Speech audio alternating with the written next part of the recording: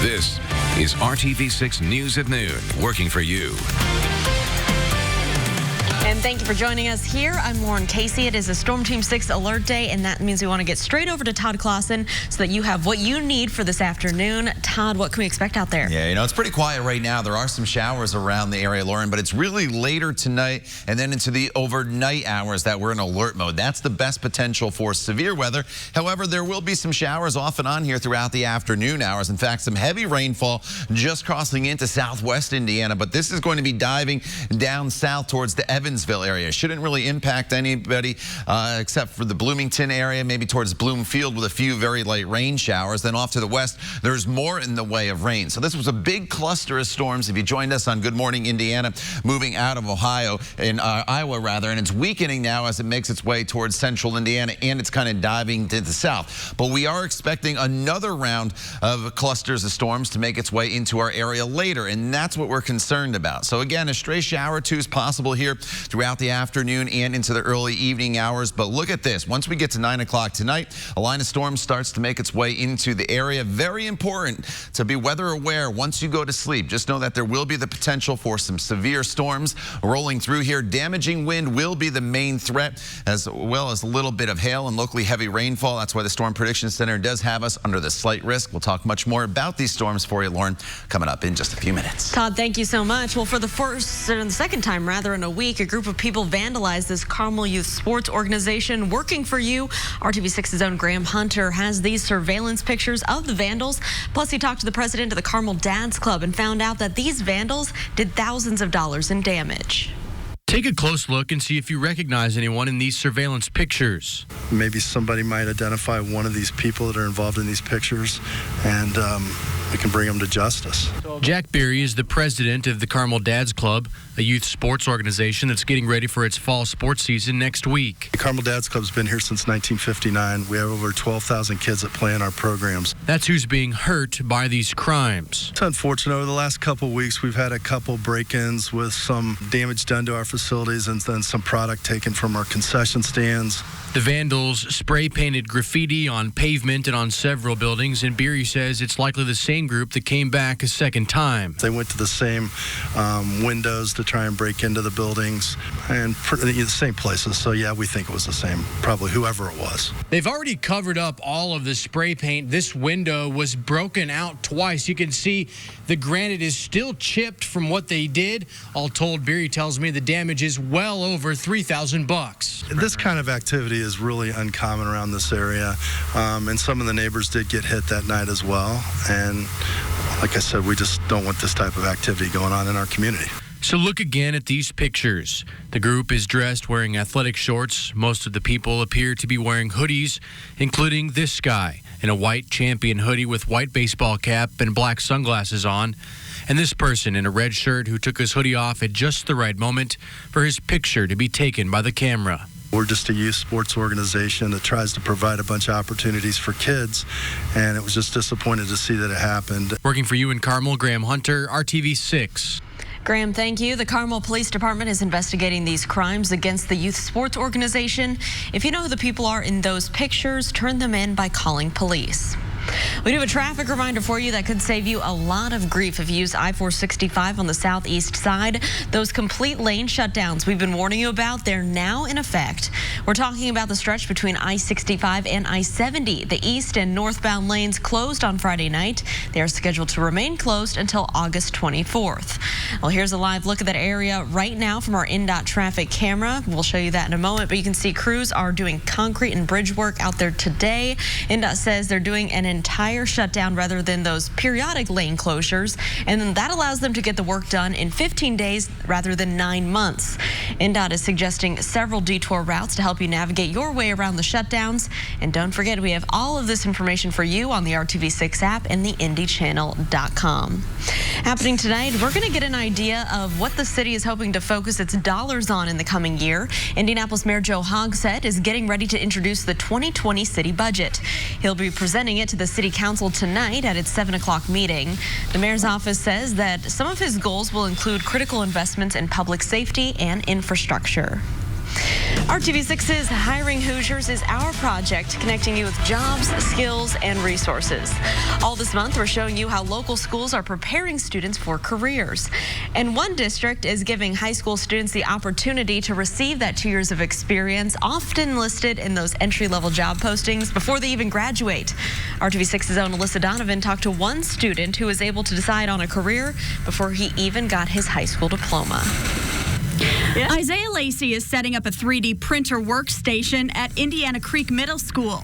The teen just graduated from high school and spent his summer break learning skills like this. I wanted to do it to get experience because this is what I want to do for a living. I want to be in the computer field somewhere. The Tech Team program started last year. Students take computer science or technology classes, then they can join the technology team. For their senior year, they get to be part of work-based learning. They become fully integrated into our technology team here and are just another member of our staff in the afternoon. They help troubleshoot devices, they help work on technology problems that their fellow students and teachers might be having, and they also work on repairing some devices that are broken. The opportunity proved to be a very important one for Lacey as he laid out his future. I was really trying to decide between the sports management field and this field, and I actually got to take 2 classes, one in each, and it helped me decide that this is what I wanted to do. This is the way I wanted to go. A field where he will be needed. Technology is, becoming more and more important and more integrated into our lives and into our schools. And having people that are skilled in that and knowledgeable in that is going to be incredibly valuable. And thanks to the tech team, Lacey is well ahead of the game. Working for you, I'm Alyssa Donovan, RTV6. Well, Lacey says that he's learned so much and he already knows exactly what he wants to do with that experience. He's going to go to college, major in computer information systems, and then join the ROTC to eventually get a job in military intelligence field. Pretty cool. Well, you can see this story and other programs that might work for you right now at hiringhoosiers.com. Coming up right here on the news at noon, an Indiana man faces the music, accused of an elaborate plot. How one of his victims, the father, chose to share his grief with the alleged mastermind behind a murder. That story's coming up next. And then in RTV6's Hiring Hoosiers, they may be small, but they're one of the most highly populated organisms on the planet. How kids are learning a lot from something so little. Todd. And Lauren, we've had a few showers here and there throughout the course of the morning hours. Now into the early afternoon as a weakening thunderstorm complex makes its way through the area. Better chances for severe weather, though, later tonight. More on that coming up in just a little bit. Bachelor in Paradise, ABC tonight and tomorrow. Welcome back. Right now on RTV6 News at noon, the Southern Indiana man accused in a bizarre murder conspiracy pleads not guilty in an Alaskan courtroom. Cameras were allowed inside the state court hearing on Friday, where 21-year-old Darren Schillmiller was arraigned on murder charges for the death of Cynthia Hoffman. Now, prosecutors say the 19-year-old woman's friends lured her to an Anchorage hiking trail early June. They bound her, shot her in the head, and then left her in a river. Hoffman's father, Timothy Hoffman, brought a large framed portrait of Cynthia to the hearing. And she says, "Get him, Daddy. I'm going to be at every court appearance. I'm going to make sure the judge does his job. I'm going to hopefully make sure that they get the full sentence. Because that boy needs to pay one way or another. And so does everybody else involved. They all need to pay." Well, prosecutors claim that Schillmiller posed online as a millionaire, and he offered $9 million to teen friends of Hoffman's to, quote, rape and murder someone. In exchange, they were to send him pictures and videos of the crime.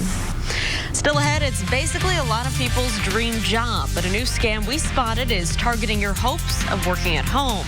The warning you need to hear before you jump on board, that story's coming up next. Plus, they are tiny but powerful organisms that are teaching kids a healthy passion for science. How the State Fair is helping to get kids on the path from classroom to career. That's coming up next in Hiring Hoosiers. Plus, it is a Storm Team 6 alert day for some storms we can see later in the day, and Todd Clausen is timing it all out for us. Here's a live look from the Pagoda at the Speedway. Stay with us. You're watching the news at noon right here on RTV6. Find new roads at your local Chevy dealer. This is RTV6 News at noon, working for you.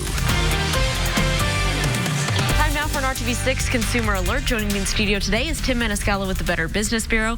And Tim, today we have another work-at-home scam that people need to be aware of. Yeah, this is one that's been reported on our Scam Tracker website, and it's from a company called Ship Too Fast. And what they will say is they're going to pay you $2,500 if you're going to take gifts and things like that, products in, repackage them, gift wrap them, and then ship them out. And when we went to check this business out, first off, they say they're in Bloomington, Illinois, and the location actually doesn't exist. And then when people get these packages, they say they're on the package, they say they're both the purchaser, which you never actually purchased it, and it's addressed to you.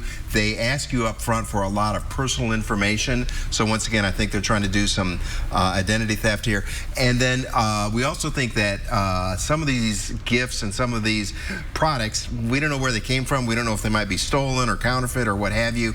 And you might be part of actually a crime where, you know, you're forwarding them on to someplace else or outside the country. So just be very, very careful of this company, Ship Too Fast, and really any of these work-at-home scams. You just want to check out and make certain that you understand about who the company is. Check them out very, very carefully. Make certain that you know the money and what the arrangements are for getting paid, those types of things.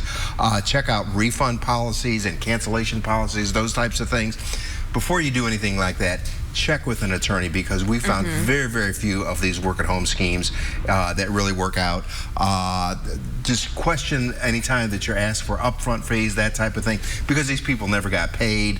And once again, we think you might be part of something that is illegal and you don't want to be part of. So just be careful of this company in particular, Ship Too Fast. All right, Tim, thank you so much. This has been an RTV6 Consumer Alert. Well, part of RTV6's Hiring Hoosiers initiative is focusing on the journey from classroom to career.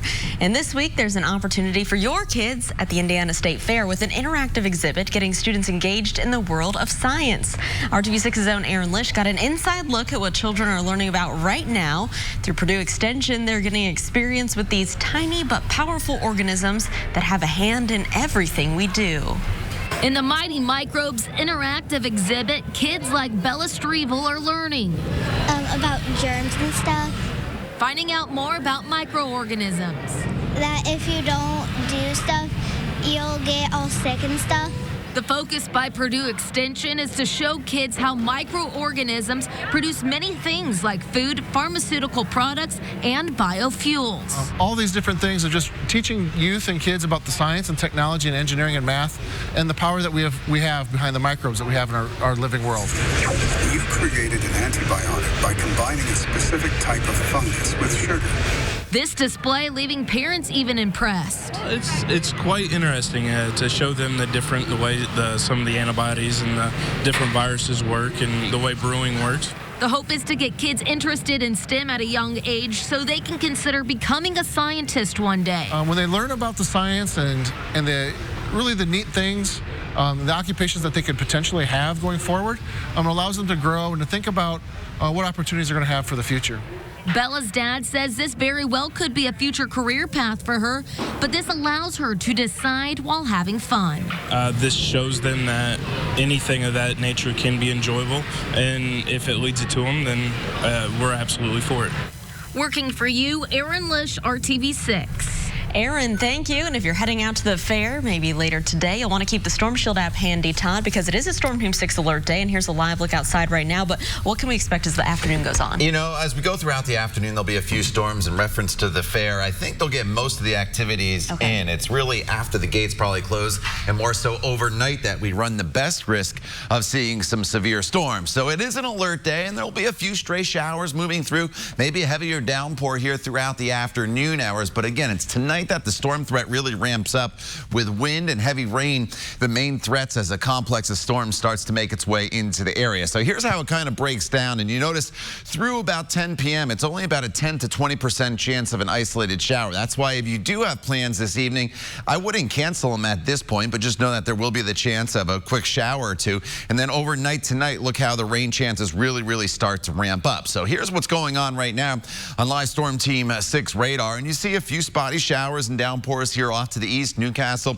Another one here just north of Anderson as you work your way up into portions of Grant County. Another downpour near the Winchester area. And then this is a batch of some heavier rainfall moving across the Wabash River right now near Sullivan. But this is actually diving down towards the southeast. So eventually it's going to be towards Lagodi as we get into the 12:45-ish time range. But most of that, again, will miss central Indiana. But we do have the clouds around. Now, if we get into some sunshine, that will help to flare up these storms a little bit quicker. But this is a 6-hour loop. And I brought this all the way back because look how this was a big cluster of storms. And as it came across Illinois, it really just fell apart and started to weaken. What we're expecting to happen is another cluster of storms like this one to develop later on this afternoon. And it's that one that we'll have to watch out for late tonight / early tomorrow morning. So here we go through TrueCast. Again, not a whole lot going on, but here comes that line of storms about 1, 2 o'clock in the morning, making its way through the area, especially from Indianapolis to the north with some very heavy rainfall,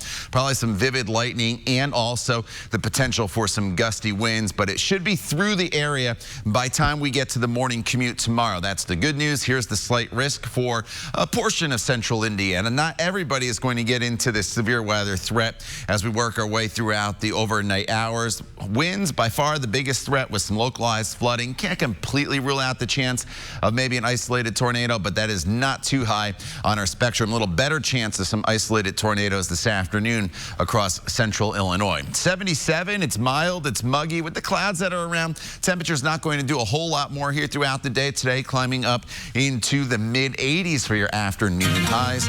But again, Storm Shield, a great tool to have overnight while you're sleeping. You can set it to your location and that'll alert you if any warnings do get issued here throughout the overnight hours while you sleep. And then once we get past tomorrow morning's storm threat, beautiful weather. It looks like Wednesday, Thursday, and Friday, Lauren. Lots of sunshine, lower humidity, and temperatures in the mid-80s. All right, Todd, thank you so much. Well, still ahead right here on the news at noon. We'll have the latest look at court cases all across the nation.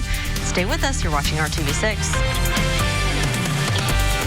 Visit us at kaplingersfreshcatch.com. This is RTV6 News at Noon, working for you. Good afternoon. I'm Yori Tawalde. We're covering 2 important moments in 2 different trials on Court TV today. On the left, Eric Boyd, and on the right, Grant Amato. Attorneys gave closing arguments today in Boyd's murder trial. He's the 5th suspect to be tried for the brutal double murder of a young couple in Knoxville more than a decade ago. The last witness, the medical examiner, who testified about how Channing Christian and Chris Newsom died. Just the way how she was positioned and the way how she was tied to me was telling that she was alive and suffocated in the trash can. And prepare a report as to the cause and manner of death of Mr. Newsom? Yes. What was your conclusion as to the cause of death? The main cause of that was multiple gunshot wounds. And the manner of death? The manner of death was homicide. Boyd is already serving a prison term for helping hide one of the killers. He faces a life sentence if convicted. And the penalty phase of Grant Amato's trial is underway. He was convicted last month of killing his parents and brother to fund his obsession with a Bulgarian webcam model. The same jury that found him guilty of murder will now decide between a sentence of life or death. That's the latest for now. Court TV will keep following all developments in both of these trials. Now back to you. All right, as you make your way out the door here this afternoon or this evening, just know that there will be the chance of a few spotty showers late tonight into the overnight hours. That's when we'll bring in the threat of severe weather with damaging wind, the main impact, as well as some locally heavy rainfall and lightning. Some storms could linger into your morning commute tomorrow, but then the second half of your Tuesday should be dry. Beautiful weather, though, Wednesday through Friday with lower humidity, lots of sunshine, and seasonable temperatures before the heat builds back in for the weekend. But at this point, Saturday and Sunday, Lauren, look to be completely dry. All right, great timing for the weekend, Todd. Thank you so much. And thank you for joining us and making RTV6 your choice for news. Come back here and join us for the news at 5 o'clock. We hope you have a great afternoon.